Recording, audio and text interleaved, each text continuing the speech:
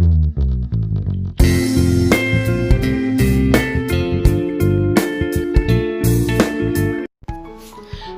Friends, welcome to Shasha's time. இன்றைக்கி இந்த வீடியோவில் நம்ம ஆலூ பாலக் கிரேவி தான் பார்க்க போகிறோம். ரொம்பவே ஹெல்த்தியான டேஸ்டியான இந்த கிரேவி பார்க்குறதுக்கு முன்னாடி நம்ம சேனலை புதுசாக பார்க்குறவங்க சப்ஸ்கிரைப் பண்ணி வச்சுக்கோங்க. கூடவே வர பெல் பட்டனையும் கிளிக் பண்ணி வச்சுக்கோங்க. ஒரு பேனை ஸ்டவ்வில் வச்சு ஹீட் பண்ணிக்கிங்க. ஹீட் ஆனதுமே ஒரு 3 ஸ்பூன் அளவுக்கு ஆயில் ஆட் பண்ணிக்கிங்க. குக்கிங் ஆயில் எதுவாக இருந்தாலும் ஓகே. ஒரு பெரிய சைஸ் உருளைக்கிழங்கு நான் இந்த மாதிரி பெரிய பெரிய க்யூப்ஸாக கட் பண்ணி வச்சுருக்கேன். அது காற்றுல பட்டு கலர் சேஞ்ச் ஆகாமல் இருக்கக்காக தண்ணியில் போட்டு வச்சுருக்கேன். நம்ம குக் பண்ண எடுக்கிற வரைக்கும் தண்ணியிலே போட்டு வச்சுருங்க. இப்போ ஆயிலில் வந்துட்டு இந்த ஆலுவை போட்டு நம்ம ஃப்ரை பண்ணிக்கலாம். உருளைக்கிழங்கு இந்த மாதிரி பெரிய பெரிய பீஸாக போடுறப்போ குட்டீஸ்க்கு அதை எடுத்து சாப்பிட ரொம்பவே ஈஸியாகவும் இருக்கும், டேஸ்டியாகவும் இருக்கும்.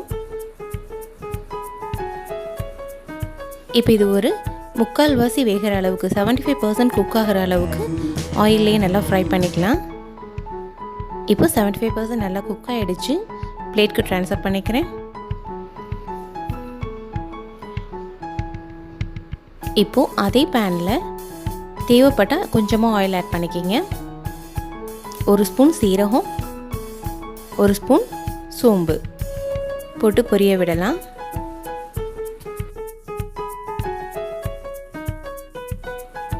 இது கூட ஒரு பெரிய வெங்காயம் ஸ்லைஸ் பண்ணி வச்சுருக்கேன், அதையும் ஆட் பண்ணிக்கலாம். மொத்தமாகவே இந்த டிஷ்ஷுக்கு 2 வெங்காயம் தேவைப்படும். 1 ஸ்லைஸ் பண்ணி எடுத்துக்கிட்டேன், இன்னொரு வெங்காயம் வந்து நல்லா கிரைண்ட் பண்ணி பேஸ்ட்டாக எடுத்துக்கிட்டேன் நான். இப்போ இது நல்லா கோல்டன் ப்ரௌனாக சேஞ்ச் ஆகிற அளவுக்கு நல்லா ஃப்ரை பண்ணிக்கலாம். அதுக்கப்புறமா நம்ம அரைச்சி வச்சுருக்கிற ஆனியன் பேஸ்ட் ஆட் பண்ணிக்கலாம். கிரேவி கொஞ்சம் அதிகமாக வேணுங்கிறதுக்காக தான் ஆனியன் பேஸ்ட் பண்ணி எடுத்திருக்கேன். 1 ஸ்பூன் இஞ்சி பூண்டு பேஸ்ட் ஆட் பண்ணிக்கலாம். அதையும் சேர்த்து நல்லா வதக்கி விடுங்க. இதோட பச்சை ஸ்மெல் போனதுக்கப்புறமா கொஞ்சமாக பச்சை மிளகாய் ஆட் பண்ணிக்கிங்க, காரத்துக்கு ஏற்ற மாதிரி.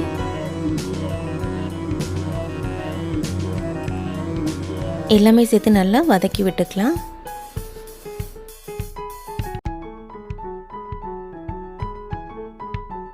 கூடவே 2 மீடியம் சைஸ் தக்காளி நான் அதோட பியூரியாக எடுத்துக்கிட்டே நல்லா கிரைண்ட் பண்ணி அதையும் ஆட் பண்ணிக்குவோம். நல்லா வதக்கி விடுங்க. இதனுடைய பச்சை வாசனையெல்லாம் போனதுக்கப்புறமா ரெட் சில்லி பவுடர் 1 ஸ்பூன், தனியா பவுடர் 1 ஸ்பூன் சேர்த்து நல்லா வதக்கி விட்டுருவோம். இது எல்லாமே 3/4 நல்லா வெந்ததுக்கப்புறமா நம்ம கீரையை ஆட் பண்ணிக்கலாம். கீரை நான் ஆல்ரெடி கழுவி வச்சுட்டேன். கழுவுனதுக்கு அப்புறமா கட் பண்ணியிருக்கேன். பாருங்கள், பெரிய பெரிய பீசஸாக தான் கட் பண்ணியிருக்கேன். இந்த மாதிரியே பெரிய பெரிய பீசஸாக நீளமாகவோ இல்லை அகலமாகவோ கட் பண்ணிக்கலாம். இந்த கீரை ரொம்ப சீக்கிரமாகவே குக் ஆயிருங்க. அதனால தான் மற்ற இன்க்ரீடியன்ட்ஸ் எல்லாமே ஓரளவுக்கு குக் ஆனதுக்கப்புறமா இதை நம்ம ஆட் பண்ணுறோம். எல்லா பொருள் வதக்கிறப்பயே கீரையும் ஆட் பண்ணோன்னா கீரை ரொம்ப சுருங்கி அது ரொம்ப நல்லாவே இருக்காது. ஸோ இதெல்லாம் நல்லா வதங்கினதுக்கப்புறமா ஆட் பண்ணியாச்சு. கீரையை சேர்த்து ஒரு 2 நிமிஷம் வதக்கினதுக்கப்புறமா நம்ம ஆல்ரெடி ஃப்ரை பண்ணி வச்சுருக்கிற ஆலுவை ஆட் பண்ணிக்கலாம். இப்போது இந்த ஆலுவும் வந்துட்டு ஆல்ரெடி ஒரு 75% குக் ஆகிருக்கு. கீரையும் பாதி வெந்திருக்கு. இப்போது இந்த ஸ்டேஜில் தேவைப்படுற அளவுக்கு உப்பு ஆட் பண்ணிக்கிங்க. உப்பு சேர்த்து கலந்ததுக்கப்புறமா கொஞ்சமாக தண்ணி ஆட் பண்ணிக்கலாம். நான் இன்றைக்கி ஒரு 1/2 டம்ளர் அளவுக்கு தான் தண்ணி ஆட் பண்ணியிருக்கேன்.